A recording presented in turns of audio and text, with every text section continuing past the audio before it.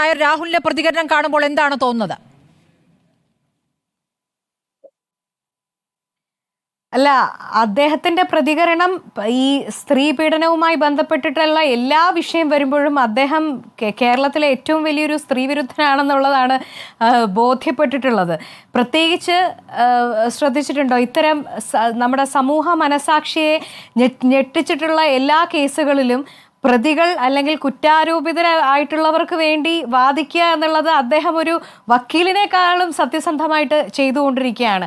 എന്ത് തന്നെയായാലും ഈ അതിജീവിത ഫേസ് ചെയ്തുകൊണ്ടിരിക്കുന്ന, ഇപ്പം ഇതിനു മുമ്പ് സംസാരിച്ച പൾസർ സുനിക്കൊപ്പം ജയിലിലുണ്ടായിരുന്ന സാക്ഷി, അദ്ദേഹം പറഞ്ഞ കാര്യങ്ങളൊക്കെ നമ്മൾ കേട്ടതാണ്.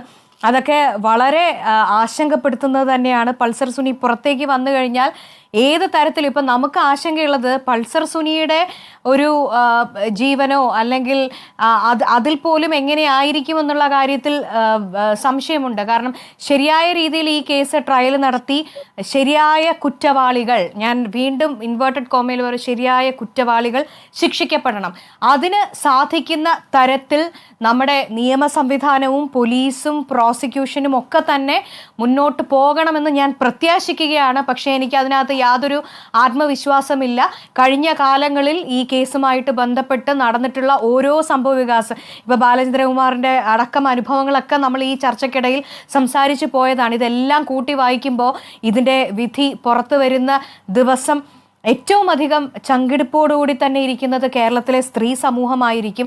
അതിജീവിതയ്ക്ക് നീതി ലഭിക്കട്ടെ എന്ന് ആഗ്രഹിക്കുന്നു, പ്രാർത്ഥിക്കുന്നു. ദൈവത്തിൻ്റെ കൈ ഈ കേസുമായിട്ട് ബന്ധപ്പെട്ട് നമ്മൾ പലപ്പോഴും ഇങ്ങനെ പറഞ്ഞു പോയിട്ടുള്ളൊരു കാര്യമാണ്. ആ ദൈവത്തിൻ്റെ കൈ നീതി നടപ്പിലാക്കുന്നതിലേക്ക്, നടത്തി കൊടുക്കുന്നതിലേക്ക് കൊണ്ടെത്തിക്കട്ടെ എന്ന് ആത്മാർത്ഥമായി ആഗ്രഹിക്കുന്നു. ഒപ്പം ശരിയായ പ്രതികൾ ശിക്ഷിക്കപ്പെടുക എന്നുള്ളത് ഒരു ഡിറ്ററൻ്റായി മാറാനുള്ള ഒരു സാഹചര്യം. അതായത് ഇനിയും സമാനമായിട്ടുള്ള കൊട്ടേഷനുകൾ ഒന്ന് ആലോചിച്ച് നോക്കിയേ. ഇന്ത്യയിലെ തന്നെ എനിക്കൊന്ന് ആദ്യത്തെ ഈ ഒരു കൊട്ടേഷൻ റേപ്പ് എന്ന് പറയുന്ന ഒരു സംഭവം നമ്മുടെ കേരളത്തിലാണ് സംഭവിച്ചിരിക്കുന്നത്. അപ്പോൾ എന്ത് ചെയ്തു കഴിഞ്ഞാലും നോക്കൂ, ഒരാളെ കൊന്നാലും സാരമില്ല, ഒരാളെ റേപ്പ് ചെയ്താലും സാരമില്ല, കുറെ പൈസയും ഉണ്ട്, ഇൻഫ്ലുവൻസും ഉണ്ടെങ്കിൽ സുഖമായിട്ട് ഊരി പോരാമെന്ന് പറയുന്ന ഒരു സ്ഥിതിവിശേഷം, അത് വല്ല ഒരു അബ്സല്യൂട്ട് അനാർക്കിയിലാണ് നമ്മുടെ സന്തോഷത്തിന് കാരണം എന്താണ്?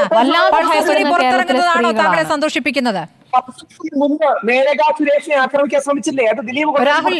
രാഹുലിന്റെ ഈ സന്തോഷം എന്താണ്? പൾസർ പുറത്തിറങ്ങുന്നതിലുള്ള സന്തോഷമാണോ? അല്ല, തിരിച്ച് ദിലീപ് വിരോധികൾ ആ അവസരം പോലും ദിലീപിനെതിരെ ക്യാമ്പയിൻ നടത്താൻ പോകുന്നല്ലോ എന്ന് ആലോചിച്ച് തിരിച്ചു പോകാനാണ്. ജിൻസൺ കേസിലെ സാക്ഷിയായി ജിൻസൺ പറഞ്ഞത് രാഹുലും കേട്ടല്ലോ.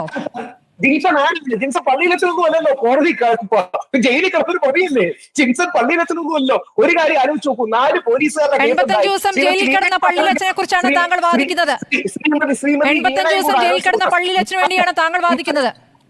85 ദിവസം അദ്ദേഹം നിരപരാധിയാണ്. അദ്ദേഹം നിരപരാധിയായിട്ടും കോടതി പറഞ്ഞോ?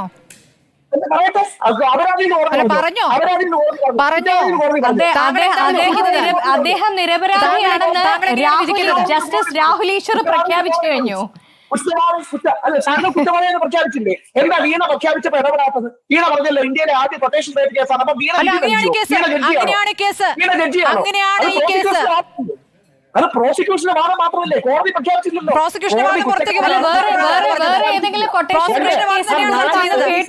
എന്നെ തിരുത്താം.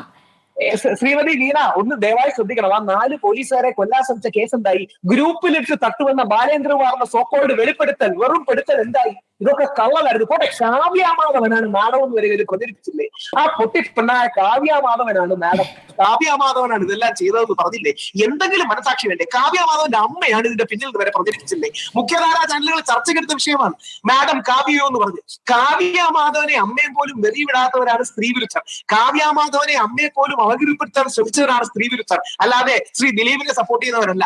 ദിലീപിനെതിരെ കടുകുമണിയോളം തെളിവില്ല. 2 ജഡ്ജിയുടെ മോളെ പോലും, ജഡ്ജിയുടെ കുടുംബക്കാരെ പോലും ആക്രമിച്ചു. ജഡ്ജിയുടെ ഹസ്ബൻഡ് മോശക്കാരനായി ജഡ്ജിയുടെ അച്ഛന്റെ പരാമർശം വന്നു. ഇവരാണ് അപകീർത്തി പ്രൊപ്പഗാൻഡിസ്റ്റുകളാണ് ഇവർ. ഇവരെല്ലാം തകർന്ന് വീഴും. വിധി വരുമ്പോൾ നമ്മൾ 2 കേരളത്തിൽ ഉണ്ടാവുമല്ലോ. അന്നും സ്മൃതി മാഡത്തിനെ വിളിക്കണം. ഞാൻ സ്മൃതി മാഡത്തിന് വേണ്ടി ഒരു മറുപടി അന്നത്തെ കാത്തു വെച്ചിട്ടുണ്ട്. അതായത് ഈ വിധി വരുന്ന ദിവസം ബാക്കി എന്ത് പരിപാടി ഉണ്ടെങ്കിലും ഞാൻ മാറ്റി വെച്ച് സ്മൃതി മാഡത്തിന്റെ തീർച്ചയായും വെയിറ്റ് ചെയ്തിരിക്കാം. താങ്കളുടെ ഈ അല്ല ശ്രീ രാഹുൽ ഈശ്വർ വളരെ വളരെ വിനയത്തോടുകൂടി ഒരു കാര്യം ഞാൻ പറഞ്ഞുകൊള്ളട്ടെ. കഴിഞ്ഞ കുറെ നാളുകളായിട്ട് ഈ കേസിൽ സംഭവിച്ചുകൊണ്ടിരിക്കുന്ന കാര്യങ്ങൾ കേരളത്തിലെ ജനങ്ങൾ കണ്ടുകൊണ്ടിരിക്കുകയാണ്. ഈ കേസിന്റെ വിധി എന്താകും എന്നുള്ള കാര്യത്തിൽ ഏറ്റവും അധികം ആശങ്കയുള്ളവരാണ് കേരളത്തിലെ ജനങ്ങൾ. അപ്പൊ താങ്കളുടെ അമിതമായിട്ടുള്ള ആത്മവിശ്വാസം ഉണ്ടല്ലോ, അതായത് ഇപ്പോ താങ്കൾ വാദിക്കുന്ന ദിലീപ് എന്ന് പറയുന്ന കുറ്റാരോപിതൻ ഈ കേസിൽ മോചിതനാകുമെന്ന് പറയുന്ന ഒരു കോൺഫിഡൻസ് താങ്കളുടെ ശരീരഭാഷയിലും സംസാരത്തിലും ഒക്കെ റിഫ്ലക്ട്, അതുപോലും സത്യത്തിൽ ഞങ്ങളെ ആശങ്കപ്പെടുത്തുന്നു എന്നുള്ളത് അടിവരയിട്ടൊന്ന് പറഞ്ഞു വെച്ചോളട്ടെ. ശരി, നമുക്ക് കാണാം രാഹുൽ. നമുക്ക് സമയമില്ലാത്തതുകൊണ്ടാണ്. വളരെ നന്ദി അഡ്വക്കേറ്റ് വീണ നായർ, പ്രകാശ് പാരെ, അഡ്വക്കേറ്റ് പ്രിയദർശൻ തമ്പി,